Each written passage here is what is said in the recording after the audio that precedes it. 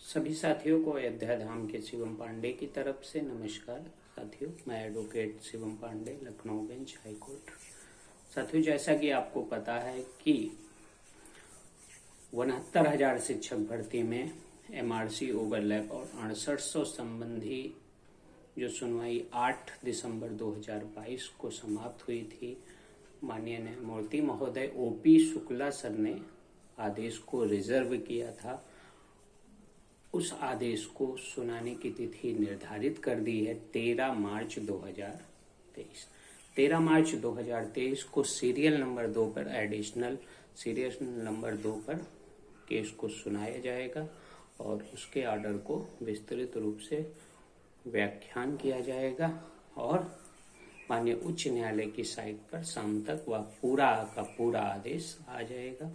माननीय जज महोदय देखते हैं क्या आदेश देते हैं और आदेश के विषय में आपसे हम चर्चा करेंगे। उसके पहले साथियों, आप लोगों को बता देना चाहता हूं कि 13 मार्च 2023 को अपना बहुप्रतिष्ठित ईडब्ल्यूएस केस माननीय उच्च न्यायालय लखनऊ में आलोक माथुर जी की बेंच में लग चुका है, जिसका सीरियल नंबर 429 है, अर्थात 129 नंबर एडिशनल पर लगा हुआ है। चूंकि किसी अनुपम शुक्ला ने एक याचिका डाली थी 2023 में, वो टैग हुई है और टैग होके ऊपर शो हो रही है, इसलिए 2023 पहले आ गया है, इसलिए थोड़ा सा संख्या बढ़ गई है, क्रमांक उसका सीरियल नंबर बढ़ गया है, लेकिन इसमें कोई घबराने की जरूरत नहीं है। सीरियल नंबर बढ़ा है तो 10-15 नंबर बाद आएगा, लेकिन नंबर हमारा जरूर आएगा। और ईडब्ल्यूएस केस में जैसा कि आप लोग जानते हैं, माननीय उच्च न्यायालय प्रयागराज बेंच में भी हमारी पूरी तैयारी है, माननीय उच्च न्यायालय लखनऊ बेंच में भी हमारी पूरी तैयारी है, हमारे रिजॉइंडर पूर्णतः तैयार हैं लखनऊ बेंच में भी और प्रयागराज बेंच में। सिर्फ अंतिम सुनवाई की एक दरकार थी जो अब पूरी होने वाली है और संभवतः 2023 मार्च में ही ईडब्ल्यूएस केस फाइनल होता हुआ मुझे दिख रहा है। एक अधिवक्ता होने के नाते जब केस को धार मिल जाता है, केस बराबर धुरी पर चलने लगता है, तब उसके सुनवाई की प्रबल संभावना हो जाती है। अब हमारा केस फाइनल होने वाला है। साथियों, आपको पता है कि 14 मार्च 2023 को माननीय उच्च न्यायालय प्रयागराज में भी अपना मामला लगा हुआ है। यदि 13 तारीख को अन्य डेट मिलती है माननीय उच्च न्यायालय लखनऊ से, तो 14 तारीख को प्रयागराज में भी कोशिश की जाएगी कि 14 को ही फाइनल हो। अब ईश्वर की इच्छा है और सुनवाई पर निर्भर करता है कि कहां से अपना केस फाइनल होगा। दोनों जगह से मेरी पूरी तैयारी है। 18 मई 2020 को ईडब्ल्यूएस केस लेकर चलने का सिर्फ एक ही लक्ष्य था कि नौकरी संबंधी आदेश कराया जाए। मैंने उस केस को पकड़ा जिस केस में ना तो बहुत ज्यादा अभ्यर्थी हैं और ना ही बहुत ज्यादा उसमें याची हैं। याची बनाना, याचिका डालना मेरा कोई उद्देश्य नहीं था, ना है और ना रहेगा। मेरा प्रथम उद्देश्य प्राथमिक शिक्षक भर्ती में एक सहायक अध्यापक के रूप में चयनित होना था, है और रहेगा और जल्द ही यह उद्देश्य पूरा होगा। साथियों, थोड़ा सा धैर्य बनाए रखिए। ईडब्ल्यूएस केस अपने अंतिम पर चल रहा है। उसके पहले 13 मार्च 2023 को सीरियल नंबर 2 पे ईडब्ल्यूएस से पहले 6800 एमआरसी और ओवरलैप पर आदेश आ रहा है। आदेश की प्रकृति क्या होगी, आदेश क्या क्या आएगा, आदेश में क्या लिखा जाएगा, यह सब मैं आपको होली की छुट्टी के बाद अर्थात 9 या 10 तारीख में वीडियो के माध्यम से ये लाइव आकर आप लोगों से चर्चा करूंगा। मैं डेट आप लोगों को पहले से ही बता देता हूं। संभवतः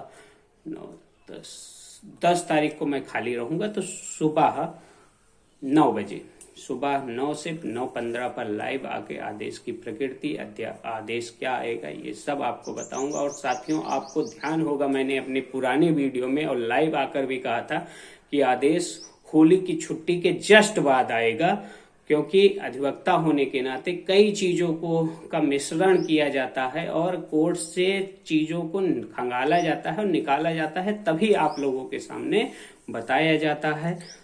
अनर्गल प्रलाप नहीं किया जाता है। विभिन्न ऐसे साथी हैं जो मन में आता है बोल देते हैं। मैं कोशिश करता हूं जो सत्यप्रत हो, जो सही हो और जो आप लोगों के लिए मील का पत्थर साबित हो, उन्हीं वाक्यों को बोला जाए, अन्यथा बोलने की कोई आवश्यकता नहीं है। विभिन्न लोगों को मैंने देखा है, एमआरसी के भाई बंधु भी फोन करते हैं, ओबीसी एससी जनरल, चूंकि कोई भी अभ्यर्थी मेरा दुश्मन नहीं है, नौकरी के लिए वह लड़ रहा है और मैंने कभी निजी तौर पर किसी के लिए कोई भी टिप्पणी नहीं की है, इसलिए सभी अभ्यर्थी, लगभग अभ्यर्थी मुझे फोन करते हैं और पूछते हैं कि सर अब क्या होने वाला है, फला ये कह रहे थे, फला वो कह रहे थे, कुछ लोग कह रहे थे अब तो 100% रिविजिट होगा, कुछ लोग कह रहे थे एक पेज भी नहीं लिखाया गया, एक लाइन भी नहीं लिखाया गया है। तो फोन पे सभी की बातों का मैं जवाब देता था, लेकिन हाँ, आज सार्वजनिक मंच पे कह रहा हूँ कि माननीय उच्च न्यायालय हो या सर्वोच्च न्यायालय हो, वहां पे जज के विषय में आप कोई भी अपने मन से, अपने विश्वास से आप उनका आकलन नहीं कर सकते हैं। माननीय उच्च न्यायालय या सर्वोच्च न्यायालय में 90 दिन के अंदर आदेश संभवतः आ जाते हैं। वो 90 दिन ऐसे होते हैं कि सप्ताह के शनिवार और रविवार को छोड़कर, जितनी छुट्टियां होती हैं उनको भी छोड़कर वह 90 दिन काउंट होता है। लेकिन माननीय उच्च न्यायालय या सर्वोच्च न्यायालय के माननीय न्यायाधीश महोदय बाउंड नहीं होते हैं कि मुझे 90 दिन के अंदर ही देना है। आप मेंशनिंग करके डिले के लिए प्रार्थना कर सकते हैं, लेकिन वो बाउंड नहीं होते हैं कि 90 दिन के अंदर ही आदेश देना है। साथियों, पुनः बता देता हूं आपको आदेश की प्रकृति, आदेश क्या आएगा, आदेश का सार। मैं 10 तारीख को सुबह 9 से 9:30 के बीच में लाइव आके आप लोगों के समक्ष प्रस्तुत होऊंगा और विभिन्न बातों को आपको बताऊंगा। तब तक के लिए चैनल को सब्सक्राइब जरूर कर लें और एक मोटिवेशन के साथ आगे बढ़ें। हमें 69,000 शिक्षक भर्ती में नौकरी रूपी वरदान लेना है और अंतिम तक लेकर ही रहना है। इन्हीं शुभकामनाओं के साथ अयोध्या धाम का एडवोकेट शिवम पांडे आप सभी को अयोध्या धाम की धरती से जय श्री राम, जय हनुमान, जय महाकाल प्रेषित करता है। ईश्वर करे हम सभी का दिन शुभ हो। आने वाले कल में हमारे जितने भी भाई बंधु हैं, 69,000 शिक्षक भर्ती में जितने भी शामिल साथी हैं, उन सभी का भविष्य उज्जवल हो जाए और प्राथमिक शिक्षक भर्ती के रूप में, प्राथमिक शिक्षक भर्ती के रूप में जो 69,000 शिक्षक भर्ती आई थी, उसमें किसी तरह अधिकतम साथियों का चयन हो। धन्यवाद।